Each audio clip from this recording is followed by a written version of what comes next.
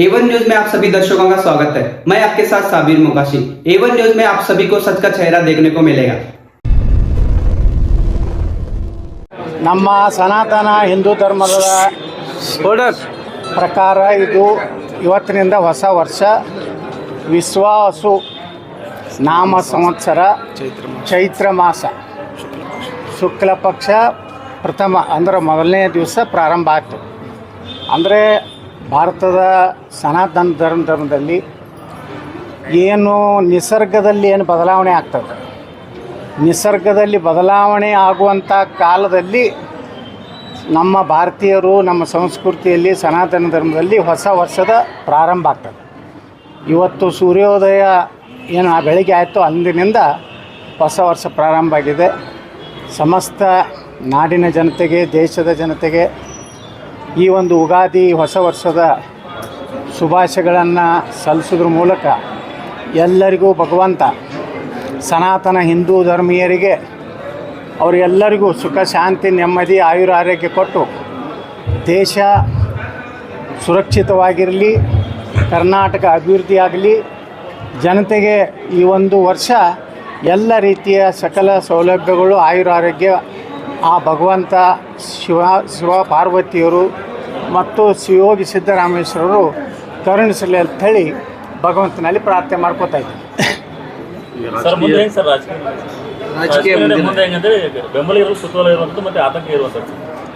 ನೋಡಿ, ಈಗ ನನ್ನ ಯಡಿಯೂರಪ್ಪ ಅವರ ಮಗನ ಸ್ವಾರ್ಥಕ್ಕಾಗಿ ಹಿಂದುತ್ವದ ವ್ಯಕ್ತಿಗಳನ್ನು ತುಳ್ಕೊಟ್ಟು ಬಂದಿದ್ದರು.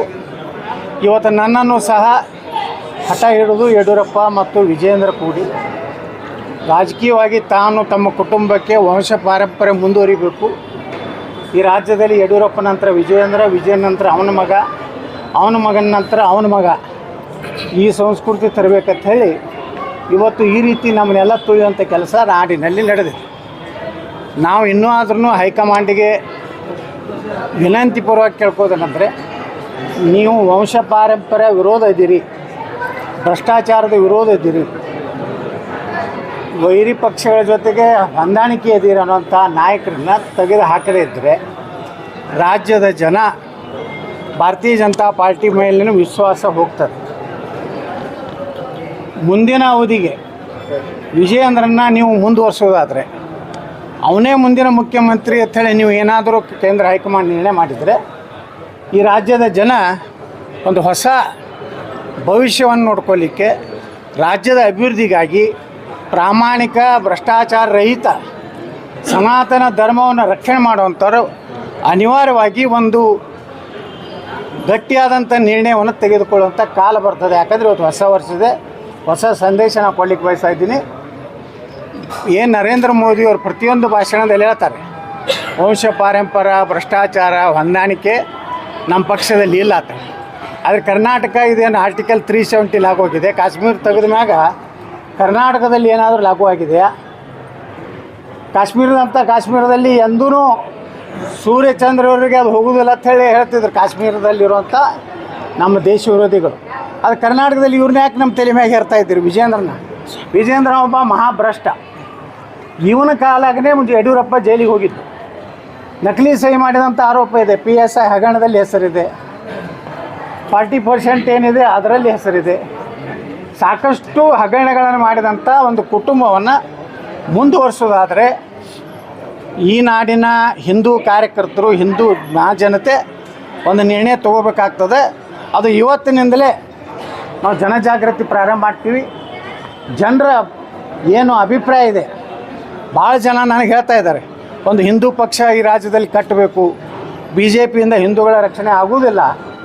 ಯಾಕಂದರೆ ಈಗ ಈ ರಾಜ್ಯದಲ್ಲಿ ನಡೆದಂಥ ಯಡಿಯೂರಪ್ಪ ಮುಖ್ಯಮಂತ್ರಿ ಇದ್ದಾಗ ಬೆಂಗಳೂರು ಘಟನೆ ಇರ್ಬೋದು, ಹುಬ್ಬಳ್ಳಿ ಘಟನೆ ಇರ್ಬೋದು, ಶಿವಮೊಗ್ಗ ಘಟನೆ ನೋಡಿ, ಸ್ವತಃ ಶಿವಮೊಗ್ಗ ಜಿಲ್ಲೆಯಲ್ಲಿ ಹಿಂದೂ ಕಾರ್ಯಕರ್ತರ ಹತ್ಯೆ ಆದರೂ ಸಹ ಒಂದು ಕಡೆಯೂ ಎನ್ಕೌಂಟ್ರ್ ಮಾಡುವಂಥ ಧೈರ್ಯ ತೋರಿಸಲಿಲ್ಲ. ಯಾವ ರೀತಿ ಉತ್ತರ ಪ್ರದೇಶದಲ್ಲಿ, ಆಸಾಮದಲ್ಲಿ, ಮಹಾರಾಷ್ಟ್ರದಲ್ಲಿ, ಹರಿಯಾಣದಲ್ಲಿ ಹಿಂದೂಗಳ ಮೇಲೆ, ಯಾಕಂದರೆ ಹಿಂದೂಗಳು ಎಂದೂ ಆಕ್ರಮಣಕಾರಿಯಾಗಂಥ ಮನೋಭಾವನೆ ಇಲ್ಲ ನಮ್ಮದು. ನಾವೆಲ್ಲ ಸಹನ ಮಾಡ್ಕೊಂಡು ಬಂದೀವಿ. ಅವ್ರು ಕಲ್ಲು ಒಗಿತಾರೆ ಗಣಪತಿ ಮೇಲೆ, ಅವರು ಹಿಂದೂಗಳ ಹಾಡುಗಳನ್ನು ಹಚ್ಚೋದಕ್ಕೆ ವಿರೋಧ ಮಾಡ್ತಾರೆ. ಅವರು ಈ ದೇಶವನ್ನು ಎಂದೂ ಪ್ರೀತಿ ಮಾಡೋದಿಲ್ಲ. ಅದಾಗಿ ಅವರಿಗೆ ವಿಶೇಷವಾಗಿ ಕಾಂಗ್ರೆಸ್ ಅಂತರೂ ಮುಸ್ಲಿಂ ಪಕ್ಷ ಇದೆ, ಅದ್ರ ಬಗ್ಗೆ ನಾವು ಹೇಳೋದೇ ಬೇಕಾಗಿಲ್ಲ. ಅದು BJP ಹಿಂದೂ ಪಕ್ಷ ಆಗಬೇಕಂದ್ರೆ ಈ ರಾಜ್ಯದ ಜನ ಮತ್ತೊಂದು ಐತಿಹಾಸಿಕ ನಿರ್ಣಯ ಆಗ್ತದೆ. ಆವಾಗ ನೀವು ಇದೇ ಯಡಿಯೂರಪ್ಪ ಕುಟುಂಬವನ್ನು ಏನಾದರೂ ನೇತೃತ್ವ ಕೊಟ್ಟರೆ ಭಾರತೀಯ ಜನತಾ ಪಾರ್ಟಿ ಹೀನಾಯವಾಗಿ ಕರ್ನಾಟಕದಲ್ಲಿ ಸೋಲ್ತದೆ.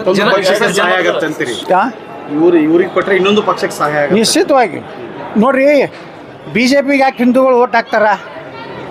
ಹಿಂದೂಗಳ ರಕ್ಷಣೆ ಆಗ್ತದೆ, ಅಭಿವೃದ್ಧಿ ಮಾಡ್ತಾರೆ, ಪ್ರಾಮಾಣಿಕರದಾರ್ತಾರೆ. ನೀವು ಯಾವುದೂ ಇಲ್ಲ ಯಡಿಯೂರಪ್ಪನವ್ರ ಕುಟುಂಬ ಏನು ಅಭಿವೃದ್ಧಿ ಮಾಡಿ ಉತ್ತರ ಕರ್ನಾಟಕ ಎಷ್ಟು ಮೋಸ ಮಾಡಿದ್ರಿ? ನೀವೇನು ಹೇಳಿದ್ರಿ ಆಲಿಮಟ್ಟಿ ಡ್ಯಾಮ್ನಲ್ಲಿ ನನಗೆ 25,000 ಕೋಟಿ ರೂಪಾಯಿ ಕೊಡ್ತೀನಿ ಪ್ರತಿ ವರ್ಷ, ನಾನು ಮುಗಿಸ್ತೀನಿ, ಮೋಸ ಮಾಡಿದ್ರಿ. ನನ್ನ ನಗರಕ್ಕೆ ಬಂದಂಥ 125 ಕೋಟಿ ರೂಪಾಯಿ ವಾಪಸ್ ತೊಗೊಂಡ್ರಿ. ಹೋರಾಟ ಯಡಿಯೂರಪ್ಪ ಕುಟುಂಬದ ವಿರುದ್ಧ, ಪಕ್ಷ ವಿರುದ್ಧ ಅಲ್ಲ ಅಂತೀರಿ? ನಾವು ಭಾರತೀಯ ಜನತಾ ಪಾರ್ಟಿ ವಿರುದ್ಧ ಅಲ್ಲ, ನರೇಂದ್ರ ಮೋದಿಯವರ ವಿರುದ್ಧ ಅಲ್ಲ. ನಾವು ದೇಶ ಇವತ್ತು ಸುರಕ್ಷಿತ ಇದ್ದರೆ ನರೇಂದ್ರ ಮೋದಿಯವರಿಂದ. ನರೇಂದ್ರ ಮೋದಿಯವರು ಯಾವ ರೀತಿ ಪ್ರಾಮಾಣಿಕರಾದ್ರೆ ಅಂಥ ರಾಜ್ಯದ ಒಂದು ರಾಜಕಾರಣದಲ್ಲಿ ನಾಯಕತ್ವ ಕೊಡಿ. ನೀವು ಎಲ್ಲರೇ ಇದೇ ಕುಟುಂಬನೇ ನಮ್ಮ ಇನ್ನು ಬಿಟ್ಟರೆ ನಮ್ಮ ಗತಿ ಇಲ್ಲ, ಯಡಿಯೂರಪ್ಪ ಬಿಟ್ಟರೆ ಲಿಂಗಾಯತರು ವೀರಶೈವರು BJPಯಿಂದ ದೂರ ಸರಿಬಿಡ್ತಾರೆ, ಭಯದಿಂದ ಹೊರಗೆ ಬನ್ನಿ. ನೀವು ನಿರ್ಣಯ ತಗೋದಾಗಲಿಲ್ಲ, ಮತ್ತು ವಿಜಯೇಂದ್ರನ ರಾಜ್ಯಾಧ್ಯಕ್ಷ ಮಾಡಿದ್ರೆ ಅಂದರೆ ಮುಂದಿನ ನಿರ್ಣಯ ತಗೋಲಿಕ್ಕೆ ನಾವು ಮುಖ್ಯವಾಗಿ ಸ್ವಾತಂತ್ರ್ಯ. ಜನಜಾಗೃತಿ ಮೂಡಿಸ್ತೀವಿ ಅಂತಂದ್ರೆ ಯಾವ ರೀತಿ ಜನಜಾಗೃತಿ ಮಾಡ್ತೀವಿ? ನೋಡಿ, ನನಗೆ ಸಾವಿರಾರು ಕರ್ನಾಟಕದ ಚಾಮರಾಜನಗರ ಹಿಡಿದು ಬೀದರ್ವರೆಗೆ, ಕರಾವಳಿ ಮಂಗಳೂರು ಕರಾವಳಿ ಭಾಗದಿಂದ ಹಿಡಿದು ಕೋಲಾರವರೆಗೆ ಎಲ್ಲ ಕಡೆಯಿಂದ ಒಂದೇ ಒಂದು ಕಾರ್ಯಕರ್ತರ ಒಂದು ಸಂಕೇತ ಏನು ಬರ್ತಾಯಿದೆ ಅಂದರೆ ಒಂದು ಹಿಂದೂ ಪಕ್ಷ ಕಟ್ಟಿ. BJPಯಿಂದ ನಾವು ಹಿಂದೂಗಳು ಸುರಕ್ಷಿತ ಇಲ್ಲ ಕರ್ನಾಟಕದಲ್ಲಿ, ಯಾಕಂದರೆ ಇವರು ಹೊಂದಾಣಿಕೆ ಇದ್ದಾರೆ. ಸಿದ್ದರಾಮಯ್ಯ ಜೊತೆಗೆ ಹೊಂದಾಣಿಕೆ ಇದೆ, DK ಶಿವಕುಮಾರ್ ಜೊತೆಗೆ ಇವರು ವ್ಯಾಪಾರ ಇದೆ, ಬಿಸ್ನೆಸ್ ಪಾರ್ಟ್ನರ್ಗಳಿದ್ದಾರೆ. ಜಮೀರ್ ಅಹ್ಮದ್ ಖಾನ್ ಜೊತೆ ಇವರು ಸರಸ ಸಲಾಪ್ ಮಾಡ್ತಾರೆ. ಮತ್ತು ಹಿಂದೂಗಳನ್ನ ರಕ್ಷಣೆ ಮಾಡೋರು ಯಾರು? ನಿಮಗೆ ಓಟ್ ಹಾಕಿದ್ದು ಹಿಂದೂಗಳ ರಕ್ಷಣೆ ಮಾಡಲಿಕ್ಕೆ.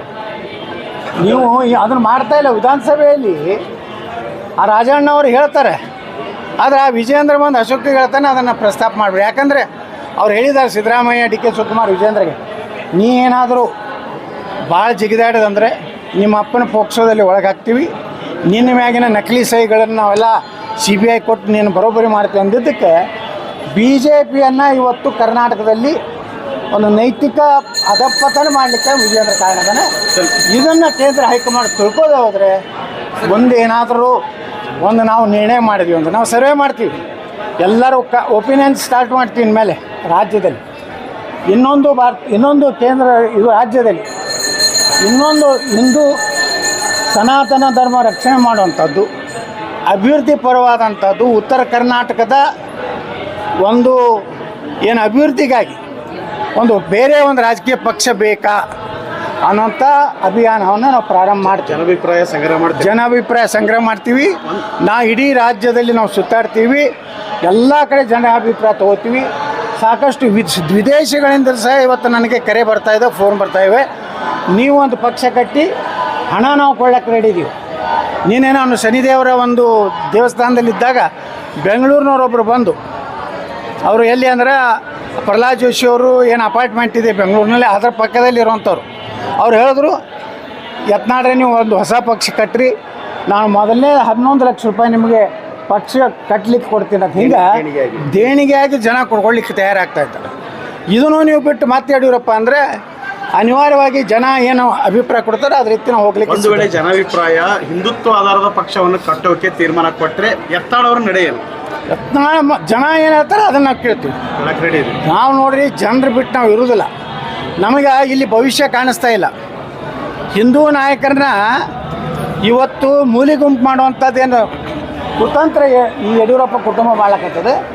ಇದು ಜನಾಭಿಪ್ರಾಯ, ಹೊಸ ರಾಜಕೀಯ ಒಂದು ಹುಟ್ಟು ಆಗಲಿ ಕರ್ನಾಟಕದಲ್ಲಿ ಅಭಿಪ್ರಾಯ ಬಂದರೆ 100ಕ್ಕೆ 100 ನಾವು ಬರುವ ವಿಜಯದಶಮಿ ದಿವಸ ಹೊಸ ಒಂದು ರಾಜಕೀಯ ವ್ಯವಸ್ಥೆ ಕರ್ನಾಟಕದಲ್ಲಿ ನಾವು ಉದ್ಘಾಟನೆಯನ್ನು ಮಾಡ್ತೀವಿ. ಸರ್, ನಿಮ್ಮ ಟೀಮ್ ನೋಡಿ, ಇದು ಜನಾಭಿಪ್ರಾಯ. ಜನಾಭಿಪ್ರಾಯಕ್ಕೆ ಎಲ್ಲ ಅವ್ರಿಗೂ ಹೇಳ್ತಾ ಇದ್ದಾರೆ, ನಮ್ಮ ಟೀಮ್ಗೂ ಈ ಪಕ್ಷದಲ್ಲಿ ನೀವು ಉದ್ಧಾರ ಆಗೋದಿಲ್ಲ. ಇವ್ರು ಎಲ್ಲರೂ ಬ್ಲ್ಯಾಕ್ ಮೇಲ್ ಮಾಡ್ತಾರೆ. ಪಾಪ ರಮೇಶ್ ಜಾರಕಿಹೊಳಿಯನ್ನು ಬಲಿಪಶು ಮಾಡಿದ್ರು. ಈಗ ರಮೇಶ್ ಜಾರಕಿಹೊಳಿ ಸಿಡಿ ಬಿಡುಗಡೆ ಮಾಡಿದವರೇ ರಾಜಣ್ಣ ಅವರು ಸಿಡಿ ಬಿಡುಗಡೆ ಪಾತ್ರ ಅಂತ ಆರೋಪ ಮಾಡಿದ್ರು. ಯಾರವರು ನೀವೇ ನೋಡ್ರಿ, ಮಹಾನಾಯಕರು ಅದಾರೆ. ಅವು 2 ಫ್ಯಾಕ್ಟ್ರಿ ಅಂತ ಹೇಳಿವಿ. ರಾಜಣ್ಣವರು ವಿಧಾನಸಭೆಯಲ್ಲಿ ಹೇಳಿದ್ದಾರೆ, ಹೌದು ಯತ್ನಾಳ್ ಹೇಳೋದು ಸತ್ಯ. ಅದೇ ಫ್ಯಾಕ್ಟ್ರಿಯವರೇ ನಂದು ಅಷ್ಟೇ ಅಲ್ಲ, 48 ಜನರ ಸಿ ಡಿ ಇದೆ, ಅದರಲ್ಲಿ ಹೈಕೋರ್ಟ್ ಜಡ್ಜ್ಗಳದು ಇದೆ ಅನ್ನುವಂಥದ್ದನ್ನು ಹೇಳಿದ್ದಾರೆ. ಇದನ್ನು ತನಿಖೆ ಮಾಡಲಿಕ್ಕೆ ಇವ್ರಿಗೇನು ಬ್ಯಾನ್ ಆಗಿದೆ ಕಾಂಗ್ರೆಸ್ನವ್ರಿಗೆ? ಪಾಪ ರಾಜಣ್ಣ ಒಬ್ಬ ಪರಿಶಿಷ್ಟ ಪಂಗಡದ ಒಬ್ಬ ನಾಯಕ, ವಾಲ್ಮೀಕಿ ಜನಾಂಗದ. ಇವತ್ತು ರಮೇಶ್ ಜಾರಕಿಹೊಳಿ ಒಬ್ಬ ವಾಲ್ಮೀಕಿ ಜನಾಂಗದ. ನೀವು ಅವ್ರನ್ನ ಬಲಿ ಕೊಡ್ಲಕತ್ತಿರಲ್ಲ. ಇವತ್ತು SC ST ಜನಾಂಗದವ್ರನ್ನ ಸುರಕ್ಷೆ ಕೊಡ್ತೀವಿ, ಅಲ್ಪಸಂಖ್ಯಾತರ ರಕ್ಷಣೆ ಮಾಡ್ತೀನಿ ಸಿದ್ದರಾಮಯ್ಯ ಅಂದವರು ಈ ತಮ್ಮ ಬಲಗೈ ಬಂಟನ ಮೇಲೇ ಸಿಡಿ ಮಾಡುವಂಥ ಪ್ರಯತ್ನ ಏನಾಗಿದೆ, ಇದು ನಾವಿವತ್ತು ತೀವ್ರವಾಗಿ ಖಂಡಿಸ್ತೀವಿ. ಅಷ್ಟೇ ಅಲ್ಲ, ಇದನ್ನು CBI ಕೊಡಬೇಕು. ಇಲ್ಲಕಂದ್ರೆ ಏನಾಗ್ತದೆ, ಇವು 2 ಸಿಡಿ ಫ್ಯಾಕ್ಟ್ರಿ ಎಷ್ಟೋ ರಾಜಕಾರಣಿಗಳ ಒಂದು ನೈತಿಕ ಮತ್ತು ಮಾನಸಿಕ ಒಂದು ಮನಸ್ಸನ್ನು ಇವತ್ತು ವಿಚಲಿತ ಮಾಡ್ತಾ ಇದ್ದಾರೆ. 48 ಮಂದಿದು ಸಿ ಡಿ ಇದೆ ಅಂದಮ್ಯಾಗ ಎಲ್ಲರಿಗೆ ಭಯ ಬರ್ತಾಯಿದೆ, ನಂದಿದೆಯೋ ನಿಂದಿದೆಯೋ. ಮತ್ತು ಕಳ್ಳರು ಹೋದಾರ ಅವ್ರು. ವಿಜೇಂದ್ರನ ಒಂದು ಟೀಮ್ ಇದೆ, ಅವನೇ ಈಗ BJP ಸೋಷಿಯಲ್ ಮೀಡಿಯಾದ ಹೆಡ್, ಅವನೇ ಎಡಿಟರು ಇಲ್ಲಿ BJP ಒಳಗೆ. ಅಲ್ಲಿನೂ ಕಾಂಗ್ರೆಸ್ನಾಗಂತೂ ಅವ್ರು ಹೇಳಿದ್ದಾರೆ. ಮೊನ್ನೆ ಮುನಿರತ್ನ ಹೇಳಿದ್ರು, ನಂದೆಲ್ಲ ಇಷ್ಟೆಲ್ಲ ಸಿ ಡಿ ಅವಾಂತರ ಮಾಡಿದವನೇ ಸಿ ಡಿ ಕಿಂಗ್ ಅಂತಲೇ DK ಶಿವಕುಮಾರ್ ಯಾರು ಮುನಿರತ್ನ ಹೇಳಿದರು. ಇದನ್ನೆಲ್ಲ ನೋಡಿದಾಗ ಇಂಥ ರಾಜಕೀಯ ನಾಯಕರು ಈ ರಾಜ್ಯದಿಂದ ಜನ ದಬ್ಬಬೇಕಾದ್ರೆ ಅವ್ರ CBI ತನಿಖೆ ಆಗಬೇಕು, ಅವ್ರಿಗೆ ಶಿಕ್ಷೆ ಆಗಬೇಕು. ಇನ್ನು ಮುಂದೆ ರಾಜಕಾರಣ ಮಾಡುವಂಥವ್ರು ಹಲ್ಕ ಕೆಲಸ ಇದು ಮಾಡಬೇಕು. ಸರ್, ಈಗ ಕಾರ್ಯಕರ್ತರಿಗೆ ಒಂದು ಗೊಂದಲ ಇದೆ. ಕೆಲವರು ರಾಜೀನಾಮೆ ಕೊಟ್ಟಿದ್ದಾರೆ, ಕೆಲವರು ಕೊಟ್ಟಿಲ್ಲ. ಕೊಡಬೇಕು ಕೊಡಬಾರ್ದು ಅನ್ನೋ ಗೊಂದಲ ಸರ್. ನೋಡ್ರಿ, ನಾ ಯಾರಿಗೂ ರಾಜೀನಾಮೆ ಕೊಡೋದು ಹೇಳಿಲ್ಲ, ಯಾವುದೇ ನಿರ್ಣಯ ನಾವು ತೊಗೊಂಡಿಲ್ಲ. ಮುಂದಿನ ರಾಜ್ಯದ ಅಧ್ಯಕ್ಷರು ಏನು ಘೋಷಣೆ ಮಾಡ್ತಾರೆ ಅದರ ಮ್ಯಾಗೆ ನಮ್ಮ ಮುಂದಿನ ನಿರ್ಣಯ ಆಗ್ತದೆ. ನಾವು ಯಡಿಯೂರಪ್ಪಗೆ ಜ್ಯೋತಿ ಬೀಳ್ತೀವಿ ಅಂದರೆ ಮುಂದೆ ನಾವು ನಿರ್ಣಯ ಬೇರೆ ಮಾಡಬೇಕು. ಸರ್, ಈಗ ಅಸಿಸ್ತಿನ ನೆಪದಲ್ಲಿ ಯತ್ನಾಳ್ ಅವ್ರನ್ನ ಉಚ್ಚಾಟನೆ ಮಾಡಿದ್ರು. ಹಾಗಾದ್ರೆ ಯತ್ನಾಳ್ ಅವರು ನಿಜವಾಗಿ ಅಸಿಸ್ಟ್ ಮಾಡಿದ್ರ? ಯಾರು ಮಾಡಿದ್ದಾರೆ? ಏನಾಯ್ತು? ಪ್ರೂಫ್ ಏನಿದೆ? ನಾವು ಭಾರತೀಯ ಜನತಾ ಪಾರ್ಟಿಗೆ ಏನೂ ಟೀಕೆ ಮಾಡಿಲ್ಲ, ನರೇಂದ್ರ ಮೋದಿಯವ್ರ ಬಗ್ಗೆ ಏನೂ ಮಾತಾಡಿಲ್ಲ, ಅಮಿತ್ ಶಾ ಅವ್ರ ಬಗ್ಗೆ ಮಾತಾಡಿಲ್ಲ, ಭಾರತೀಯ ಜನತಾ ಪಾರ್ಟಿಯ ತತ್ವ ಸಿದ್ಧಾಂತಗಳ ವಿರುದ್ಧ ನಾವು ಮಾತಾಡಿಲ್ಲ, ಅಥವಾ ಭಾರತೀಯ ಜನತಾ ಪಾರ್ಟಿ ಅಧಿಕೃತ ಅಭ್ಯರ್ಥಿ ವಿರುದ್ಧ ರಾಜ್ಯಸಭೆಯಲ್ಲಿ ವಿಧಾನ ಪರಿಷತ್ನಲ್ಲಿ ವೋಟ್ ಹಾಕಿಲ್ಲ. ನಾನೊಬ್ಬ ಕಾಂಗ್ರೆಸ್ ಅಥವಾ JDSನ ರಾಜಕೀಯ ಸಭೆಗಳಿಗೆ ಹೋಗಿಲ್ಲ. ಅವ್ರ ಜೊತೆಗೆ ಯಾವುದೇ ರೀತಿ ಕಾಂಗ್ರೆಸ್ನವ್ರ ಜೊತೆಗೆ ನಾ ಯಾವುದೇ ರೀತಿ ಇವತ್ತು ಅವ್ರ ಸಭೆಗೆ ಹೋಗೋದು, ಅವ್ರ ಜೊತೆಗೆ ನಾವು ಕಾಣಿಸೋದು, ಅಥವಾ ಕಾಂಗ್ರೆಸ್ಸಿನ ನಾಯಕರ ಜೊತೆಗೆ ನಾವಿವತ್ತು ಔತಣಕೂಟಕ್ಕೆ ಹೋಗೋದು ಮಾಡಿಲ್ಲ. ಹಾಗಾದ್ರೆ ನಾ ಹೆಂಗೆ ಪಕ್ಷ ವಿರೋಧಿ ಆಗ್ತೀನಿ? ನಾ ಯಡಿಯೂರಪ್ಪ ವಿರೋಧ ಇದ್ದೀನಿ. ಯಡಿಯೂರಪ್ಪ ಈ ರಾಜ್ಯದ ಉತ್ತರ ಕರ್ನಾಟಕ ಜನರಿಗೆ ದೊಡ್ಡ ಮೋಸ ಮಾಡಿದ್ದಾರೆ. ನೀರಾವರಿಯಲ್ಲಿ ಮೋಸ ಮಾಡಿದ್ರು, ನನ್ನ ಕ್ಷೇತ್ರಕ್ಕೆ ಮೋಸ ಮಾಡಿದ್ರು, ನಮ್ಮನ್ನ ನೈತಿಕವಾಗಿ ತುಳಿಲಾಕ ಪ್ರಯತ್ನ ಮಾಡಿದ್ರು, ಕೇವಲ ತನ್ನ ಮಗನೂ ಸಲ. ಅದಕ್ಕೆ ನಾವು ವಿರೋಧ ಇದ್ದೀವಿ ಹೊರತು ಇವತ್ತಿಗೂ ಸಹ ನಾವು ಭಾರತೀಯ ಜನತಾ ಪಾರ್ಟಿ ನಮ್ಮ ತಾಯಿಯ ತಿಳ್ಕೊಂಡಿವಿ. ಕಳೆದ ಲೋಕಸಭಾ ಚುನಾವಣೆಯಲ್ಲಿ ಹಲವಾರು ಕ್ಷೇತ್ರಗಳಲ್ಲಿ BJP ಸೋಲೋಕೆ ಯಡಿಯೂರಪ್ಪ ಅವರು ಕುಟುಂಬ ಕಾರಣ ಅಂತ ಆರೋಪ ಮಾಡಿದ್ರಿ. ಹೌದು ನೋಡ್ರಿ, ಇಲ್ಲಿ ಕರಾವಳಿ ಇದು ನಮ್ಮ ಇದರಲ್ಲಿ ಕಲ್ಯಾಣ ಕರ್ನಾಟಕ, ಹೈದರಾಬಾದ್ ಕರ್ನಾಟಕ, ಈ ಕಲ್ಯಾಣ ಕರ್ನಾಟಕ ಒಂದು ಸೀಟ್ ಬರಲಿಲ್ಲಲ್ಲ BJP. ಅಲ್ಲಿ ಡಾಕ್ಟರ್ ಉಮೇಶ್ ಜಾಧವ್ನ ಸೋಲಿಸ್ಲಿಕ್ಕೆ ನೀವು ಏನು ಮಾಡಿದ್ರಿ ಅನ್ನೋದು ಸತ್ಯ. ಭಗವಂತ ಖೂಬಾನ್ ಸೋಲಿಸ್ಲಿಕ್ಕೆ ಏನು ಮಾಡಿದ್ರಿ? ರಾಯಚೂರಿನಲ್ಲಿ ಸೋಲಿಸ್ಲಿಕ್ಕೆ ಏನು ಮಾಡಿದ್ರಿ ನೀವು? ಇದರಲ್ಲಿ ನಮ್ಮ ದಾವಣಗೆರೆ ಯಾರು ಯಡಿಯೂರಪ್ಪಗೆ ಡೀಸೆಲು ಪೆಟ್ರೋಲ್ ಹಾಕಿ ಇವ್ರಿಗೆ ಖರ್ಚಿ ಕೊಟ್ಟಂಥ ಆ ಕುಟುಂಬ, ಮಲ್ಲಿಕಾರ್ಜುನಪ್ಪ ನನ್ನ ಜೊತೆಗೆ MP ಇದ್ದರು, ಆ ಕುಟುಂಬಕ್ಕೆ ಮೋಸ ಮಾಡಿ ನಿಮ್ಮ ಹಿಂದಿರುವ ಕೆಟ್ಟ ಚೇಲಾಗಳನ್ನು ಬಿಟ್ಟು ಇವತ್ತು ನೀವು ನಮ್ಮ ಸಿದ್ದೇಶ್ವರರ ಪತ್ನಿಯನ್ನು ಸೋಲಿಸಿದ್ರಿ. ಚಾಮರಾಜನಗರದಲ್ಲಿ ಪಾಪ ಒಬ್ಬ ದಲಿತ, ಅವನಿಗೆ ಹಣನೇ ಕೊಡಲಿಲ್ಲ. ಯಾವನೋ ಒಬ್ಬ ವಿಜೇಂದ್ರ ಚೇಲ ಎಲ್ಲ ದುಡ್ಡು ಹೊಡ್ಕೊಂಡು ಹೋದ. ಹಿಂಗೆ ಮಾಡಿ ತುಮಕೂರದಲ್ಲಿ ಸೋಮಣ್ಣವ್ರು ಸೋಲಿಸಲಿಕ್ಕೆ ಪ್ರಯತ್ನ ಮಾಡಿದ್ರು. ಅದರಲ್ಲಿ ದೇವೇಗೌಡರು ಮತ್ತು ಕುಮಾರಸ್ವಾಮಿ ಅವರ ಭಾಳ ಒಂದು ಗಟ್ಟಿಯಾದಂಥ ಅವರು ಏನು ಪ್ರಚಾರ ಮಾಡಿದ್ರು. ದೇವೇಗೌಡರು ಏನು ಹೇಳಿದ್ರು, ನೀವು ಸೋಮಣ್ಣ ಸೋತ್ರೆ ನಾನೇ ಸೋತಂಗತ್ತೆ ಏನು ಹೇಳಿದ್ರು. ಇಡೀ ಅಲ್ಲಿ ಸಮುದಾಯ, ಒಕ್ಕಲಿಗ ಸಮುದಾಯ ಎಲ್ಲರೂ ಮತ ಹಾಕಿದ್ರಿಂದ ಸೋಮಣ್ಣ ಪಾರಾಗಿ ಬಂದರು. ಗೋವಿಂದ ಕಾರಜೋಳರ ಪರಿಸ್ಥಿತಿ ಅದೇ ಇದೆ.